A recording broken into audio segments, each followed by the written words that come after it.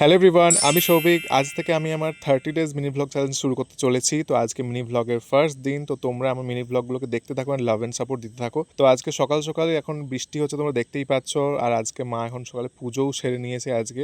আর তারপরে মা হঠাৎ করে আমাকে বললো যে কিছু জিনিসপত্র আছে যেগুলোকে ফেলে দিয়ে বাইরে, তো সেগুলোই ফেলতে গেছিলাম।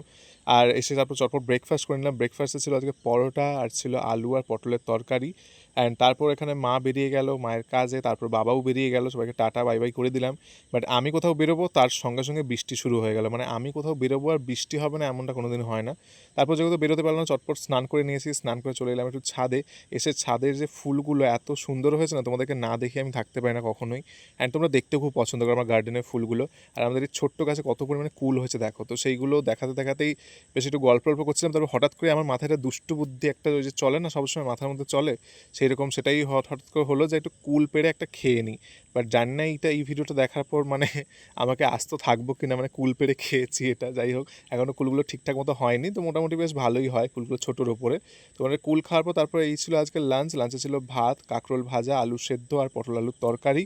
আর ডাল তো ছিলই। তো আমার ডাল দিয়ে খেতে আর ভালো লাগে। তো এটা পটল চিংড়ি ছিল, সরি আমি ভুলে গেছিলাম। তো মোটামুটি এখানে লাঞ্চ কমপ্লিট করার পর তারপরে মা চলে এসেছিলো। মা আমার জন্য নিয়ে এসেছিলো ডাব। আমি ডাব খাইনি বলে সেই জন্য একটু বকাবকি করছিলো এখানে। তারপর ডাবটাও খাওয়া কমপ্লিট করলাম, তারপরে দুপুরবেলা একটু নিয়েছিলাম রেস্ট। তো এই ছিল আজকে ভ্লগ। কেমন লাগছে ফার্স্ট দিনের মিনি ভ্লগ অবশ্যই কমেন্ট করে জানিও। তোমরা তোমাদের লাভ সাপোর্ট এরকমভাবে দিতে থাকলে আমি অবশ্যই মিনি ভ্লগটা কন্টিনিউ করতে পারবো এবং তোমাদেরকে দেখাতেও পারবো। আজকের মতো ভিডিওটা এন্ড করলাম, বাই বাই।